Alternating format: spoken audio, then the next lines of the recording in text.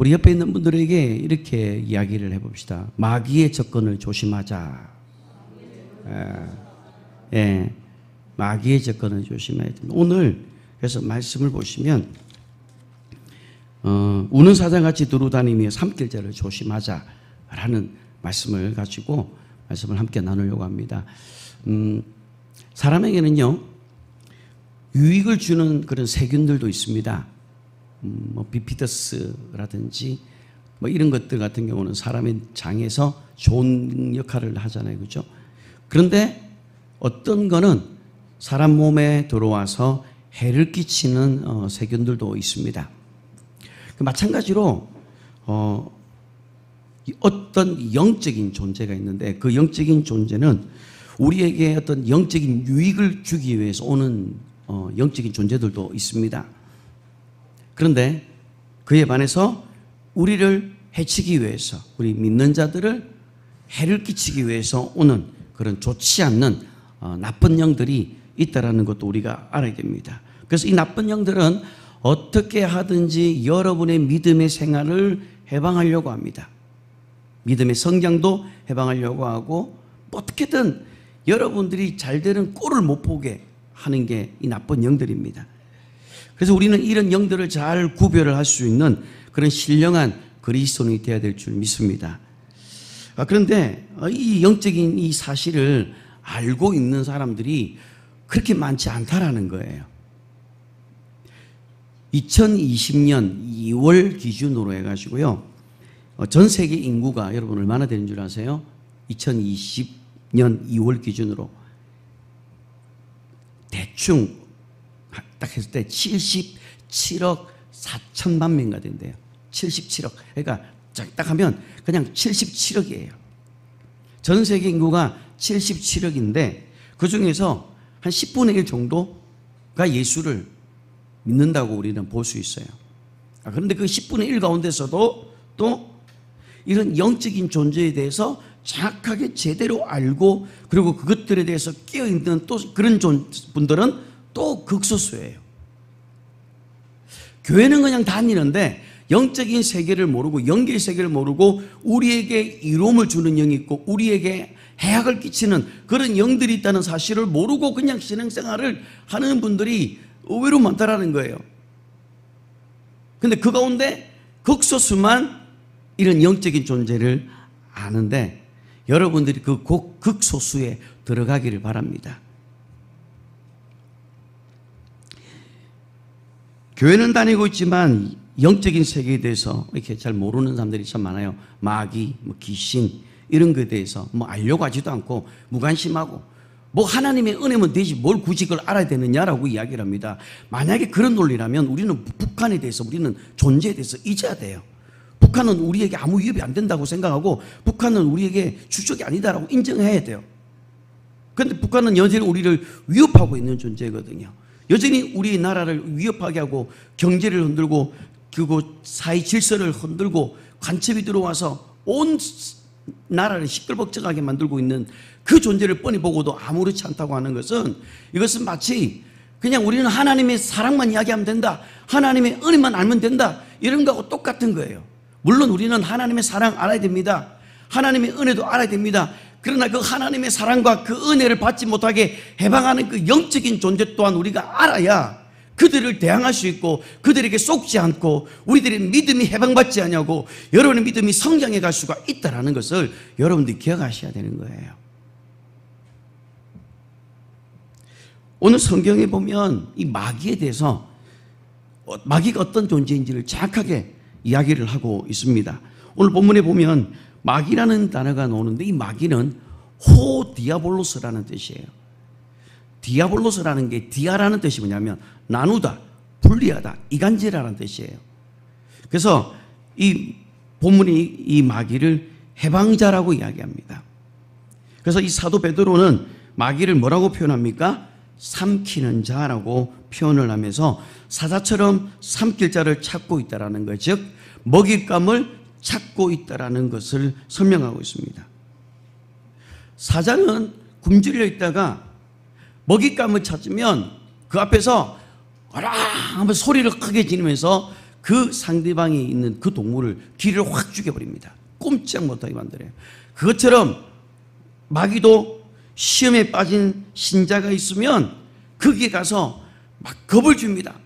협박을 하고 두려움을 주면서 그렇게 해서 금방이라도 이 사람을 삼킬 것처럼 사납게 그 사람에게 접근을 한다는 거예요. 제가 영상을 하나 본 게 하이에나, 새끼 하이에나입니다. 아주 어린 이 애기 하이에나인데 큰 사자 2마리에게 잡혀가지고 그래가지고 이 사자가 배가 부른지 먹지는 않아요. 그런데 사자가 가만히 지켜보고 있으면 이 하이에나가 이 새끼니까 뒷발을 들고 앞발만 가지고 가는 거예요. 이걸. 그러면 또 사자가 어슬렁 가서 거기 또 앞에 또 있는 거예요. 이쪽으로 도망가면 거기 또 어슬렁 2마리가 또 막 있는 거예요. 뭘 하냐면 갖고 놀았던 거예요. 그리고 이 어린 하이에나에게 극한 공포감을 두었던 거예요. 마찬가지로 저는 그걸 보면서 야, 마귀가 우리들에게 이렇게 할 수 있겠구나. 마귀가 우리에게 두려움과 공포를 주면서 우리가 하나님을 바라보지 못하게 하고 우리의 믿음이 하나님께 나가지 못하도록 우는 사자처럼 소리를 지어서 위축되게 만드는 것은 아닐까. 그래서 이 베드로는 이거를 사자처럼 삼킬 자라고 이야기를 하는데, 그럼 여기서 삼키는 자라고 할 때 무엇을 삼키느냐라는 거예요. 지금 삼킬 만한 근거가 있기 때문에 마귀가 삼키는 거거든요. 성경을 한 군데 보겠습니다. 창세기 3장 14절 우리 함께 읽도록 하겠습니다. 여호와 하나님이 뱀에게 이르시되 네가 이렇게 하였으니 네가 모든 육축과 들의 모든 짐승보다 더욱 저주를 받아 배로 다니고, 그렇죠? 뭘 먹는다고요? 흙을 먹는다고 되어 있습니다. 여러분, 뱀은요 흙을 먹으면 죽습니다.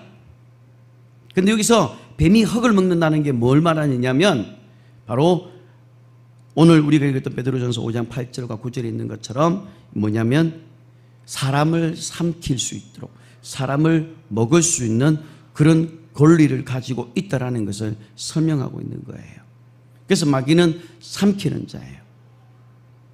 여러분들을 삼키는 자가 바로 마귀라는 겁니다. 그래서 이 마귀는요, 원래 이 사탄은 하나님을 대적해서 쫓겨났지만 이 마귀는 합법화된 불법자의 명칭이에요.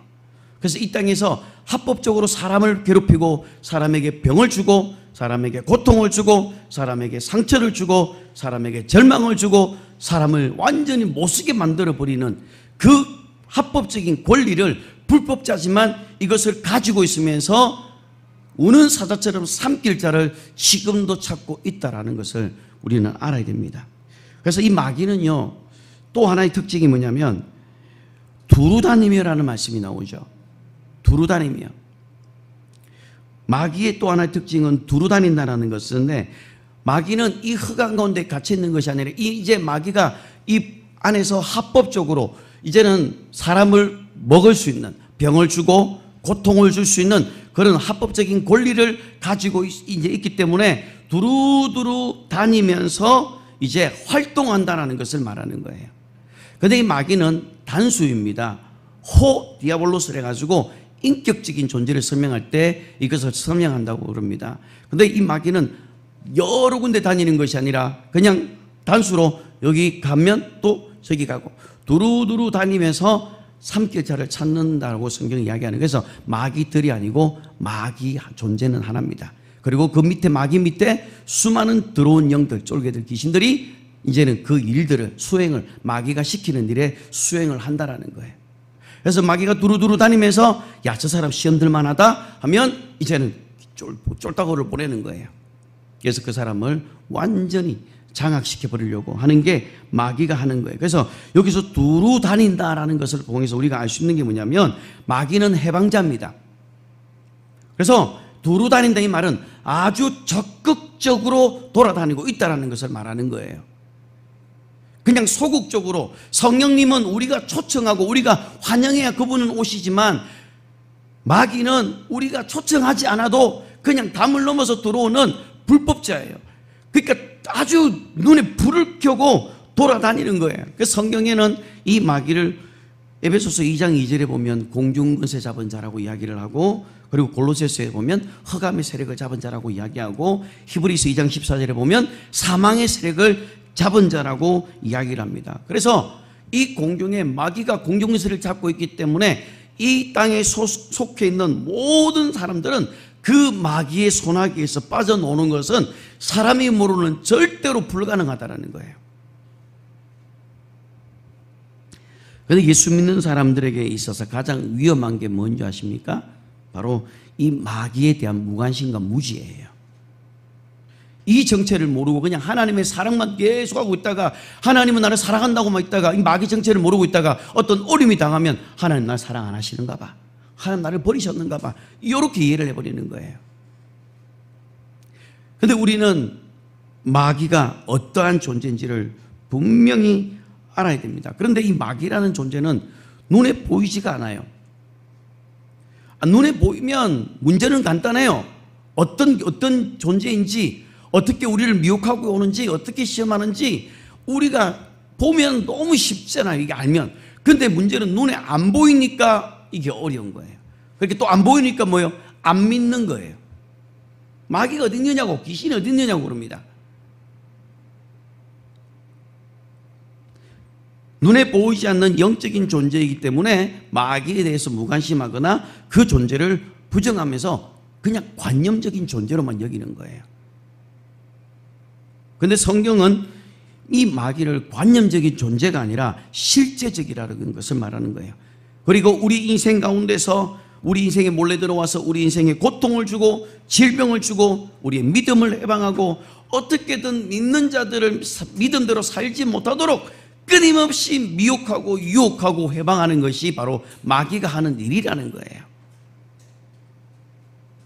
그래서 이 마귀는 어떤 비인격적인 존재가 아니라 인격을 가지고 있다는 사실을 또한 여러분들이 알고 있어야 됩니다. 그래서 마귀를 호 디아볼로스라고 헬라어에서는 설명하고 있다는 거예요. 이게 인격적인 존재라는 것을 우리가 알아야 되는 거예요.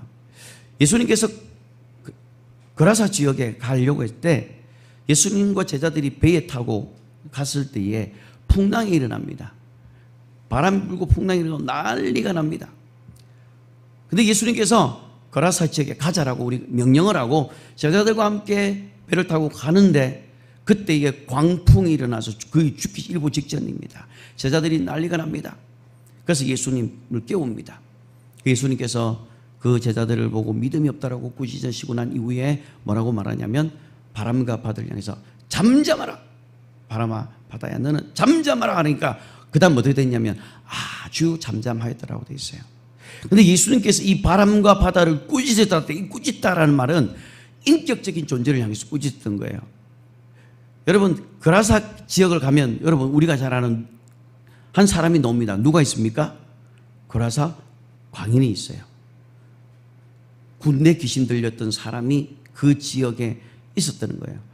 그러니까 그라사 지역에 잡고 있던 공중권세 잡은 자가 있었는데 예수님께서 그 지역을 가려고 하니까 그 풍랑을 일으키게 하면서 못 오게 막았던 것이었고 예수님은 그것들을 향해서 인격적으로 명령하면서 멈추어라, 바람과 바다는 멈추어라 하니까 그 순간 멈췄다라는 거예요. 그러니까 이 뒤에 영적인 존재들을 예수님께서는 이것을 비인격적인 관념적인 존재가 아니라 인격적이고 실제적인 존재로 예수님께서 다루셨다라는 것을 우리는 여기서 알 수 있어야 됩니다. 그래서 우리는 마귀를 향해서 우리는 예수님의 이름으로 명령하노니 모든 것을 멈추고 떠나갈지어다라고 명령하면서 인격적으로 그를 대적하고 꾸짖어야 됩니다. 원래 처음에 마귀는 어떤 존재입니까? 타락하기 전에 거룩 천사입니다. 어마어마한 기름 부으심을 받은 천사의 10가지의 보석으로 단장한 그런 아주 너무 아름답게 만들어 놓았다고 할 정도로 정말로 잘 만들어 놓은 피조물이었습니다. 그런데 그가 하나님처럼 같아지려고 했다가 나중에는 타락하게 되었는데, 그런데 이 천사는 하나님께서 인격적인 존재로 만들었기 때문에 그 인격 안에는 지성과 감성과 의지를 같이 부여해 주셨던 거예요. 그래서 천사도 인격적인 존재고 사람 또한 인격적인 존재인데 단 차이점이 뭐냐? 사람은 몸을 가지고 있고, 그래서 몸을 가지고 있기 때문에 우리는 성령을 받을 수 있고 회개할 수 있고 거듭날 수 있고, 그러나 이 땅에 고난을 받을 수 있지만 그러나 따로는 그 영광이 너무 크다라는 거예요. 그러나 천사는 영적인 존재이기 때문에 성령을 받을 수도 없고 거듭날 수도 없고 회개할 수도 없고 그냥 종으로서 상급이 없는 거예요. 천사와 사람의 차이는 이겁니다. 그런데 그 중에 천사장 하나가 떨어지게 되었고 그대로 이 성격을 가지고 있어요. 그래서 이 마귀는 지성과 감성과 의지, 인격적인 이 부분을 가지고 있기 때문에 사람의 지식과 감정과 의지를 건드려서 조작시켜버립니다. 변형을 시켜버려요. 좀 비스무리하게 만들어서 정말로 진리인 것처럼 믿게 만드는 것이 마귀가 할 수 있는 일들이거든요. 그래서 마귀는 인간의 뜻을 혼동시키게 만들고, 그리고 마귀는 인간의 감정을 건듭니다. 빈정을 사게 만들어요. 그리고 사람의 감정을 괴롭힙니다. 그래서 우울한 감정을 주게 만들고 절망하게 만들고, 그 다음에 상처, 이런 것들을 누가 주느냐면 마귀가 우리의 감정을 건드려 가지고 상처를 주게 되는 거예요. 그리고 거절감들, 그 다음에 억울한 마음들, 누군가 나에게 거절했을 때 오는 상처, 거절감의 상처, 그 다음에 억울한 거 있잖아요. 억울한 감정들. 이게 전부 다 마귀가 감정인 거예요. 그래서 귀신을 쫓아낼 때요, 나가라 그러면 안 나가, 싫어, 안 나갈 거야. 예수 이름으로 나가라 그러면 아이고 억울해라, 내가 죽이려고 왔는데. 너 왜 왔냐고 물어보면 내가 얘 죽이려고 왔는데 내가 못 죽여서 나가면 억울하다면서 나가라, 이 시간 예수 이름으로 명령하니 떠나가라. 마귀는요 이렇게 사람의 지성과 감정과 의지를 건드려요. 사람의 지성을 건드려서 어떻게 합니까? 교만하게 만들어요. 아주 교만하게 만들어요. 마귀는요 교만해가지고 타락해서 떨어지거든요. 그걸 그대로 사람에게 넣어가지고 아주 지식적인 교만. 그래서 마귀가 어디 있어? 귀신이 어디 있어? 하나님의 은혜면 다 돼. 아주 지식적인 교만이 있어가지고 마귀의 어떤 존재를 모르게 만들어버리는 게 마귀의 이 혼돈스럽게 한다는 것을 우리가 명심해야 됩니다. 요한일서 3장 8절에 보면 죄를 짓는 자는 마귀에게 속하나니 하나님의 아들이 나타나신 것은 마귀의 일을 멸하려 하심이다라고 이야기를 합니다. 그러니까 하나님의 아들이 이 땅에 오신 것은 그 인격적인 그 마귀를 진멸하고 저주하기 위해서 오셨다라는 겁니다. 그래서 예수님께서 인자로 이 땅에 오셔서 십자가에 죽으시고, 그리고 그러면서 마귀의 모든 활동을 괴멸시켜 버렸던 거예요. 자, 마태복음 13장 39절을 한번 보겠습니다. 마태복음 13장 39절입니다. 읽겠습니다. 가라지를 뿌린 원수는 마귀요, 주수 때에는 세상 끝이요, 주수꾼은 천사들이니. 자, 여기 보면 가라지를 뿌린 존재가 누구라고 합니까? 예, 이 원수가 마귀예요. 그러니까 우리의 원수가 뭐라고 되어 있습니까? 마귀라고 성경은 이야기를 하고 있어요. 마귀는 절대 우리와 연합할 수 없는, 화해할 수 없는 그런 존재이기 때문에 성경은 이 마귀를 보고 대적하라라고 이야기를 하고 있는 거예요. 마귀는 사람은 하나님의 형상의 모양대로 지어졌기 때문에 그 형상을 가진 그 사람을 회방하는 거예요. 그게 곧 하나님의 일을 방해하는 것이기 때문에 하나님의 형상대로 지원받았던 이 사람을 회방하고, 그리고 하나님의 그 계획들을 방해를 하는 것이 마귀가 하는 거예요. 마귀는 어쨌든 여러분들이 하나님의 뜻을 이루는 것을 원치 않아요. 그래서 어떻게든 여러분들의 인생을 방해를 합니다. 우리를 통해서 하나님의 형상, 하나님의 성품이 나오는 것을 보면 분하게 여깁니다. 왜 저 인간이, 왜 하나님의 성품이 나와야 돼?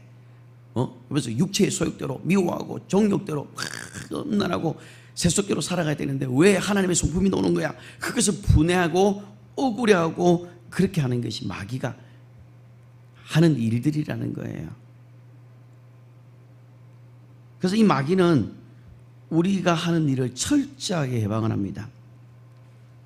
이 마귀가 사람을 해방하는 것을 이 사도 베드로는 뭐라고 했냐면, 마치 우는 사자가 삼키차를 찾아서 어르렁거리면서 사납게 덤비는 것과 같은 그런 정도로 집요하고 적극적으로 마귀는 활동한다는 것을 지금 베드로 기자가 이야기를 하는 거예요. 아주 지긋지긋하게. 그래서 여러분 마귀가 얼마나 집요하게 공격하는지 여러분 아십니까? 마태복음 24장 24절을 한번 보세요.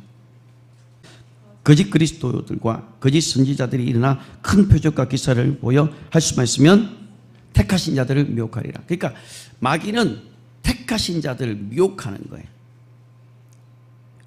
아나니아와 삽비라 같은 경우도 초대교회 훌륭한 일꾼이었지만 이 아나니아 삽비라도 마귀에 쏘가가지고 결국은 넘어지게 되었다는 겁니다.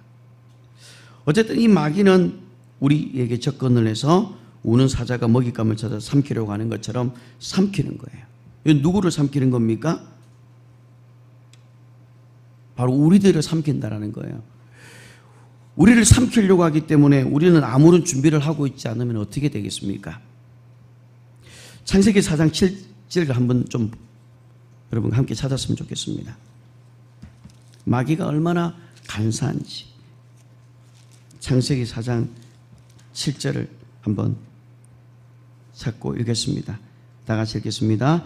내가 선을 행하면 어찌 낯을 들지 못하겠느냐. 선을 행치 아니하면 죄가 문에 엎드리느니라. 죄의 소는 내게 있으나 너는 죄를 다스릴지니라. 지금 이건 뭐냐면 가인이 예배를 드렸는데 받질 않아서 분해 죽는 거예요. 에베소서에 있는 말씀처럼 해가 지기 전이니까 분을 품지 말아라. 그 분을 품으면 마귀가 들어온다고 했는데 지금 이 가인이 자기 예배를 받지 않아서 너무 분에 차니까 하나님께서 네가 분내는 게 어찌미냐, 네가 성내는 게 어찌미냐, 네가 그것을 제가 문 앞에 엎드려 있으니까 그것을 다스려라라고 이야기를 해요. 근데 여기서 보면 엎드리다라는 말이 로베스라는 뜻이에요. 로베스라는 뜻이 뭐냐면 두 가지 의미가 있어요. 첫 번째가 귀신을 의미합니다. 두 번째가 어떤 문 입구에서 지키고 있는 어떤 귀신들의 행동을 말한다는 거예요. 그래서 이거를 그대로 풀면 선을 행하지 아니하면 제가 귀신을 문에 서게 하느니다라고 말하는 거예요. 그러니까 여기서 바짝 엎드린다는 것은 뭐 이게 완전히 사자가 먹잇감을 두고 바짝 엎드렸다가 저기 방침한 틈에 공격하려고 엎드리고 있는 그런 아주 잔인한 모습을 말하는 거예요. 그러니까 쟤는 항상 우리 가운데 아주 숨어 있다가 기회를 봐서 우리가 방심하는 틈에 덤빈다라는 거예요. 지금 가인이 결국 그 죄를 다스리지 못하고 그 죄에 넘어가게 되어버립니다. 분명히 사인을 줬어요. 그리고 그 죄가 네 앞에 있으니까 엎드려 지금 눈을 불을 켜고 지키고 있으니까 절대로 그 마귀에게 네가 속지 말아라. 이 문 앞에 지금 지키고 있다. 근데 결국은 이 가인은 그 분을 이기지 못하고 동생을 죽이게 된 첫 번째 살인자가 되어버렸어요. 우리는 이것을 통해서 알 수 있는 게 뭐냐면 마귀가 그렇게 집요하다라는 거예요. 우리 인생 가운데서 엎드려서 틈이 나면 덤비려고 하는 거예요. 그래서 에베소서를 한번 보겠습니다. 에베소서 4장 27절. 에베소서 4장 27절 한번 읽어보겠습니다. 자, 읽겠습니다. 마귀로 틈을 타지 못하게 하라. 이 틈이 영어를 보니까 풋홀더라는 뜻이에요. 풋, 다리. 그 다음에 홀더가 잡다라는 뜻이거든요. 이게 뭐냐면 틈이 들어갈 만한 것. 그러니까 딱 발을 넣을 수 있는 딱 그 공간이라고 그래요. 그러니까 마귀는 우리 인생에 들어올 때 큰 틈도 필요 없어요. 그냥 발만 하나 집어넣을 정도. 그걸 틈이라고 성경은 이야기를 합니다. 그러니까 우리 안에 마귀가 틈 타지 못하게 하라. 쉽게 말하면 마귀가 발 하나 집어넣지 못할 정도로 틈을 주어서는 안 된다는 거예요. 여차하는 순간 마귀는 엎드려 있다가 기회가 있으면 들어오기 때문에 어쨌든 마귀는 우리의 허락 없이 비집고 들어오기 때문에 마귀에게 틈을 주지 마라. 그래서 에베소 기자는 그 틈이 뭐냐면 분노라고 이야기를 해요. 화, 혈기. 이게 가장 우리 그냥 기본적으로 우리가 저지르는 실수이기도 하죠.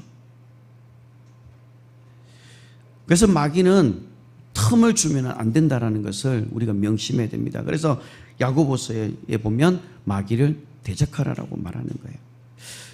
자, 어쨌든 성경은 이 마귀를 흑암의 권세자, 공중 권세 잡은 자, 사망의 세력을 잡은 자라고 이야기를 합니다. 그래서 이 땅의 모든 사람들을 지배하고 있고 그 소나기에 빠져나오는 것이 얼마나 힘든지를 설명하고 있습니다. 그래서 이 사도 베드로는 이렇게 표현했던 거예요. 근심하라 깨어라. 너희 대적 마귀가 우는 사자처럼 사자같이 두루두루 다니며 삼킬 자를 찾고 있다라고 이야기를 하는 거예요. 여기서 삼킬 자를 찾는다. 이거는 어르렁거리면서 찾으면서 마귀가 인간들을 쉽게 포기하지 않겠다라고 이야기하는 거예요. 원래 우리 인간은 첫째 아담의 그 범죄로 인해서 마귀의 소유물이 됐습니다. 왜냐하면 죄를 짓는 자는 마귀에게 속하게 되고 진자는 이긴 자의 종이고 육신대로서는 반드시 죽는 것이기 때문에 우리는 죄의 종이었던 거예요. 그런데 예수님께서 십자가에서 죽으심으로 그 모든 율법의 주보를 십자가에 다 옮겨가면서 율법의 용무를 다 끝내버린 거예요. 그래서 마귀가 더 이상 이제 그 죄로 인해서 율법을 통해서 죄가 기회를 타서 들어와서 그 율법을 통해서 우리를 정죄하려고 했던 그 모든 정죄가 십자가에서 다 끝내버렸던 거예요. 그러니까 마귀가 이제는 더 이상 참소할 거리가 없는 거예요. 여러분, 이 마귀는요, 에베소서 2장 2절을 여러분 한번 보십시오. 에베소서 2장 2절을 한번 읽어보겠습니다. 자, 그때의 너희는 그 가운데서 행하여 이 세상 풍조를 따르고 공중의 권세를 잡은 자를 따랐으니 곧 지금 불순종의 아들들 가운데 역사하는 영이라. 여러분, 여기서 불순종 아들 가운데 역사하는 영. 마귀는 지금은요, 나중에 뒤에서 설명하겠지만 마귀는 지금은 불순종 아들 가운데 역사하는 영으로 역사합니다.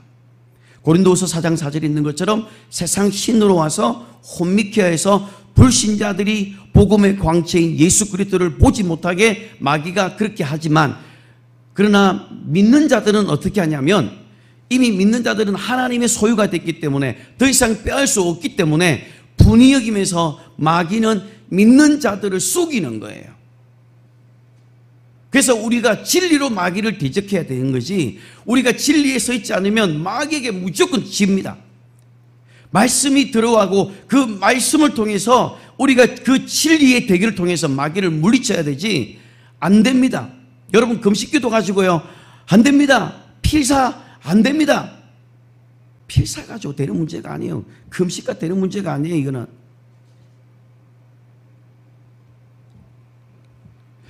여러분, 마귀는 인간들을 절대 쉽게 포기하지 않습니다. 왜? 원래 자기 소유였기 때문에. 그런데 이제 뺏겨버렸거든요. 그래서 이제 불신자들이라도 빼앗기면 안 되기 때문에 불순종건대 역사하는 영으로 그 믿지 않는 자들의 눈을 가리게 만들어서 혼미케 해서 복음이 들어가지 못하게 한다는 거예요. 그래서 여러분 주변에 믿지 않는 자들이 있을 겁니다. 부모님들이나 형제들이나 있으면 그분들을 위해서 뭘 기도했냐면 그분들에게 복음의 광채가 가리도록 혼미케 하는 영들이 예수님의 이름으로 떠나가라라고 해야 돼요. 왜냐하면 그들이 마귀가 이 복음을 가리게 만들어서 혼미케 만들어서 듣지 못하게, 그리고 보지 못하게 만들어서 혼미케 만들기 때문에 그 혼미케 하는 영들은 예수님의 이름으로 떠나가라고 해야 돼요. 왜? 이미 예수님께서 십자가에서 죽으심으로 모든 구원을 완성시켰기 때문에 그것을 볼 수 있게만 하면 되는 거거든요. 그런데 그걸 보지 못하게 하는 게 뭐예요? 마귀가 하는 거예요. 애굽 바로 왕에게 430년 동안 이스라엘 백성들이 포로로 이렇게 잡혀 있었습니다. 이 애굽의 바로 왕은 쉽게 말하면 마귀라고, 마귀의 소나기와 똑같습니다. 430년 동안 그 지긋지긋한 430년 동안 종로로 됐는데 거기에서 어느 누구도 건져낼 수가 없었지만 하나님께서 아브라함에게 약속했던 그 약속이 딱 채워지자 모세를 세워서 하나님께서 그들을 극적으로 끌어내게 합니다. 그런데 바로 왕은 포기하지 않아요. 끝까지 그 시대의 가장 최고의 군사 마차를 태워서 그 군대를 보내서 그들을 다 다시 끌고 오려고 보냅니다. 근데 그때에 눈앞에 홍해가 우리가 알듯이 갈라지게 되고 홍해를 건너갔을 때에 따라왔던 그 애굽의 군대가 거기에 다 수장이 되어버립니다. 그래서 베드로 기자는 이 홍해를 건넌 사건을 세례라고 그럽니다. 침례를 받은 거라고 이야기해요. 그러니까 옛 사람이 죽었다라는 것을 이야기를 하는 거예요. 그러니까 우리들은 이제 예수님을 믿고 거듭났고 옛 사람은 장사되었거든요. 더 이상 이제는 우리의 마귀의 소유물이 되지 못하기 때문에 마귀는 지금도 우리들을 어떻게 합니까? 뺏지 못하기 때문에 속이는 거예요. 그리고 우리의 인생 가운데 해방을 놓는 거예요. 여러분, 우리는 마귀의 소나기로부터 벗어난 자들입니다. 믿으십니까? 우리는 언제 마귀로부터 벗어났습니까? 예수님께서 인류를 위해서 십자가에 못 박혀 죽는 순간 우리는 마귀의 소나기에서 벗어나게 되었던 겁니다. 예수님께서 인류의 모든 일을 담당하시고 죽는 순간 마귀의 지배 아래 있었던 모든 죄가 예수님께로 옮겨지게 되었고 이제 인류는 마귀로부터 자유케 되었다라는 거예요. 그리고 그 자유를 이제 누리도록 다 만들어 놓았는데 마귀가 불신자들 가운데 역사하는 그 영을 통해서 믿지 않는 자들이 있고 눈을 보지 못하게 가리고 있던 거예요. 성경 한 군데 보겠습니다. 요한복음 3장입니다. 요한복음 3장 18절입니다. 다 같이 읽겠습니다. 요한복음 3장 18절입니다. 그를 믿는 자는 심판을 받지 아니하는 것이요 믿지 않은 자는 하나님의 독생자 이름을 믿지 아니하므로 벌써 심판을 받은 것이니라. 여기 보세요. 하나님이 세상을 이처럼 사랑하사 독생자를 주셨으니 이는 저를 믿는 자마다 멸망치 않고 영생을 얻게 하려 하심이라. 하나님의 아들 독생자 예수 그리스도를 믿기만 하면 구원을 얻도록 다 만들어 놓았다라는 겁니다. 그런데 거기에 보면 믿지 아니하는 자, 뭘 믿지 않은 거예요? 하나님의 독생자 이름을 믿지 아니하는 자는 이미 심판을 받아 있는 상태예요. 그런데 이미 예수님께서 십자가에서 구원을 다 완성시켰거든요. 자, 요한복음 16장 9절입니다. 읽겠습니다. 죄에 대하여라 하면 그들이 나를 믿지 아니하며. 여러분, 이제 죄 때문에 지옥 가는 게 아니라 뭐요? 하나님의 독생자 이름을 믿지 않기 때문에 멸망을 그대로 한다는 것을 지금 말하고 있는 거예요. 그래서 이미 예수님께서 구원을 다 2000년 전에 십자가에서 완성하게 하셨기 때문에 그 이름을 믿기만 하면 됩니다. 여러분의 부모님과 친척들이 예수가 그리스도다, 예수가 하나님의 아들로 오신 그리스도라는 사실을 믿게 하면 그 사람은 구원을 받게끔 만들어 놓았다라는 겁니다. 그래서 요한복음 20장 31절에 보면 이 성경이 기록된 이유가 뭐냐? 예수가 하나님의 아들 그리스도이심을 믿게 하는 것이고 그 이름을 힘입어 생명을 얻게 하는 것이다, 영생을 얻게 하는 것이다 라고 이야기하는 거예요. 예수가 하나님의 아들 그리스도라는 사실을 믿게끔 하면 된다라는 거예요. 마태복음 16장 16절에 보면 베드로가 주는 그리스도시요 살아계신 하나님의 아들이십니다라고 했을 때 예수님께서 바요나 시몬아 대단하다, 이것을 알게 하신 것은 아버지께서 알게 하셨다라면서 엄청난 칭찬을 합니다. 근데 칭찬을 한 이유가 뭐냐면 예수가 그리스도라는 사실을 고백했기 때문에 그래요. 예수가 하나님의 아들일 뿐만 아니라 그가 그리스도로 이 땅에 오셔서 우리의 모든 죄를 다 가지고 죽으실 분, 인자로 오셔서 그리스도로 고난을 받고 죽으실 분이라는 것을 베드로가 알았던 거예요. 그래서 그때 그 이후에 몇 구절 지나면 그때부터 예수님께서 비로소 고난을 받고 그리스도로서 십자가의 고난을 받고 죽고 다시 부활하실 것을 비로소 말씀했다라고 이야기합니다. 예수가 하나님의 아들인 것을 우리가 믿습니다. 그런 또 하나 더 붙여야 될 게 뭐냐면 예수가 하나님의 아들이시고 그리스도라는 사실을 여러분들이 믿게끔 하면 된다라는 거예요. 그런데 우리는 이 사실을 모르기 때문에 마귀의 소나기에서 잡혀 있으면서 이것을 믿지 않기 때문에 인간이 멸망을 한다라는 겁니다. 이제 예수님께서는 십자가에서 마귀의 머리를 괴멸시켜버리고 십자가에서 모든 구원을 다 완성시켰습니다. 이제 그것을 내가 믿는 순간 예수 그리스도가 하나님의 아들이시고 그리스도고 다시 부활하시고 이제는 예수님께서 부활하시고 다시 오실 그리스도이십니다라는 것을 내가 믿으면 이미 그것은 법적으로 승인된 거예요.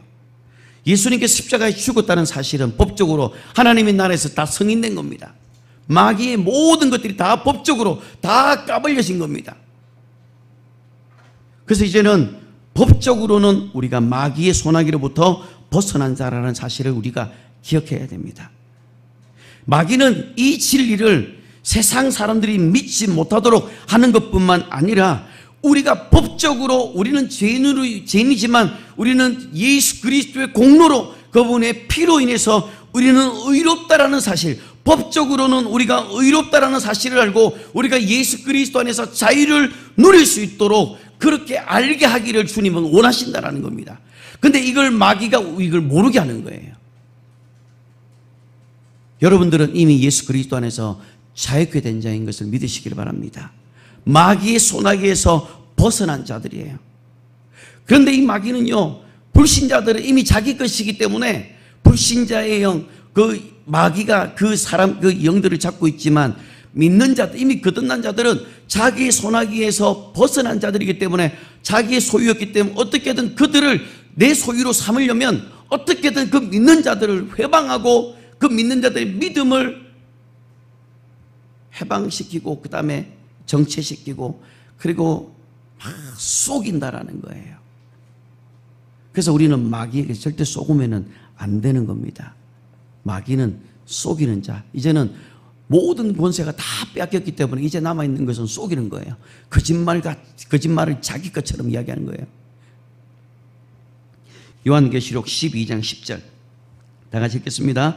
내가 또 들으니 하늘에 큰 음성이 있어 이르되 이제 우리 하나님의 구원과 능력과 나라와 또 그의 그리스도의 권세가 나타났으니 우리 형제들을 참소하던 자 곧 우리 하나님 앞에서 밤낮 참소하던 자가 쫓겨났고 우리 하나님 앞에서 밤낮으로 참소했던 그 참소자가 예수 그리스도께서 십자가의 죽으심으로 인해서 그 공중권세 잡은 자, 그 마귀의 권세가 무너지게 되었다라는 겁니다. 그래서 이제는 마귀는 우리를 가지고 참소할 거리가 없기 때문에 우리에게 활동할 수 있는 모든 법적인 권리를 다 박탈당했습니다.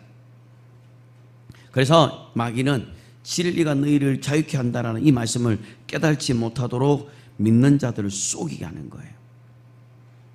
이게 바로 마귀의 일입니다. 자, 또 17절 한번 또 보겠습니다. 요한계시록 12장 17절 다 같이 읽겠습니다. 용이 여자에게 분노하여 돌아가서 그 여자의 남은 자손 곧 하나님의 계명을 지키며 예수의 증거를 가진 자들과 더불어 싸우려고 바다 모래 위에 서 있더라. 마귀가 예수 그리스도께서 갈보리에서 승리를 하고 난 다음부터 이제 믿는 자들에게 더욱더 적극적으로 속입니다. 예수를 믿지 않는 자들은 이미 자기 손안에 있는 거기 때문에 신경 안 씁니다. 그러나 아직 여자의 남은 자손, 하나님의 계명을 지키고 예수의 증거를 가진 자들을 끝까지 대항해서 세상 끝까지 싸우려고 한다는 거예요. 그래서 우리는 주님 오시는 그날까지 끊임없이 마귀와의 싸움은 피할 수가 없는 거예요. 마귀는 끊임없이 믿는 자들을 속인다는 겁니다.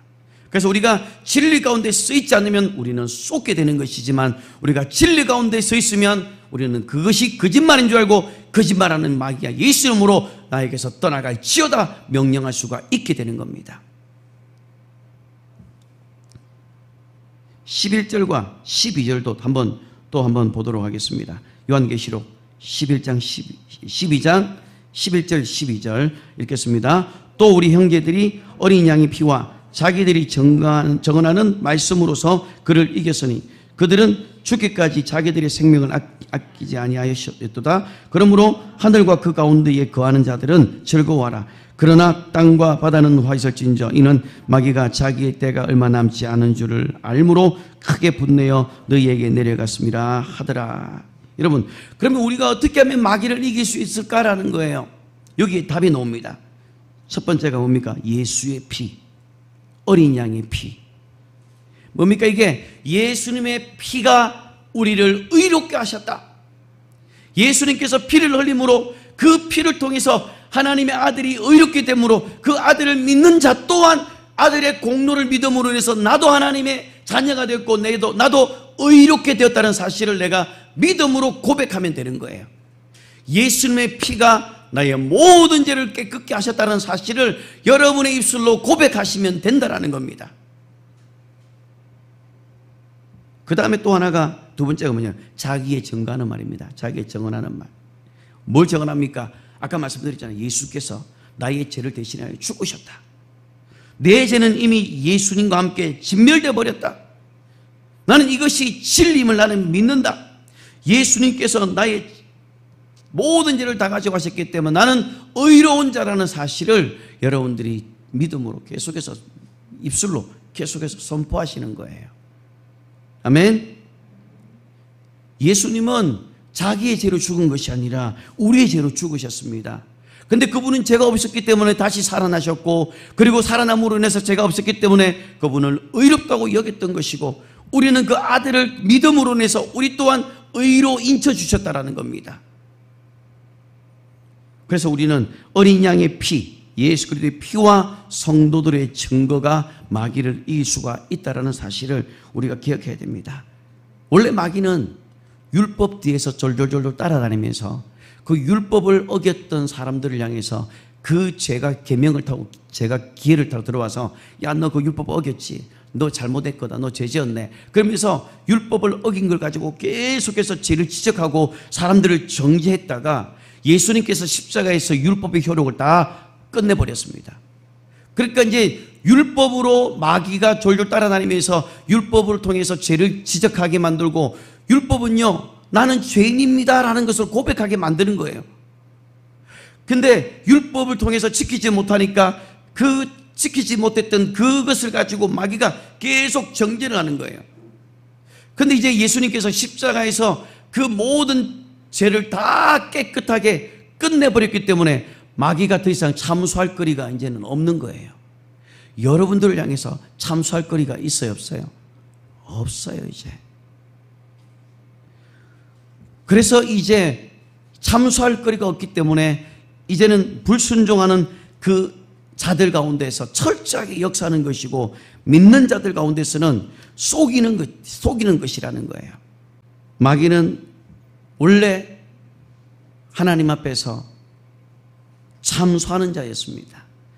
그런데 그 참소가 율법이 완성시킴으로 십자가에서 예수님께서 그것을 깨트림으로 인해서 더 이상 마귀는 율법을 가지고 참소할 수가 없게 되었습니다. 그러니까 이제 거기 깨어지니까 어떻게 합니까? 믿는 자들을 해방하려고 온갖 유혹과 미혹의 영으로 온 힘을 다해서 모든 에너지를 집중해서 넘어뜨리려고 한다는 거예요. 거기서 누가 가장 타깃이 되겠습니까? 한 교회의 목사일 수도 있을 겁니다. 그래서 마귀는 앞에 영적인 리더자를 넘어뜨리면 끝나는 걸 알기 때문에 집요하게 공격을 하는 거예요. 그래서 여러분들이 부족한 저를 위해서 여러분들 기도 많이 해주시기를 바랍니다. 생각날 때마다 기도해 주시길 바랍니다. 아멘. 예, 기도해 주는 줄 저는 알고 있습니다만 한 번 더 부탁을 드립니다. 제가 이제 기도에 그냥 요즘에는 기도의 시간들이 많이 많아지고 하고 있는데, 제가 느끼지 못했던 게 뭐냐면, 기도를 하지 않았을 때는 이렇게 마귀가 집요하게 공격하는지도 못 느꼈었어요, 사실은. 근데 기도를 하면 할수록 너무나도 공격들이 많이 온다는 것을 기도할 때마다 느끼는 거예요. 그러니까 제가 할 수 있는 게 뭡니까? 기도밖에 없는 거예요, 이게. 야, 이거 기도 안 하면 내가 어떻게 이거 견디겠나? 그러니까 그냥 기도를 하는 수밖에 없는 거예요, 제가. 그래서 제가, 야, 이거 기도 아니면서 이거 어떻게 이겼을까? 여러분, 그러면서 제가 느낀 거예요. 기도 외에는 다른 게 없구나.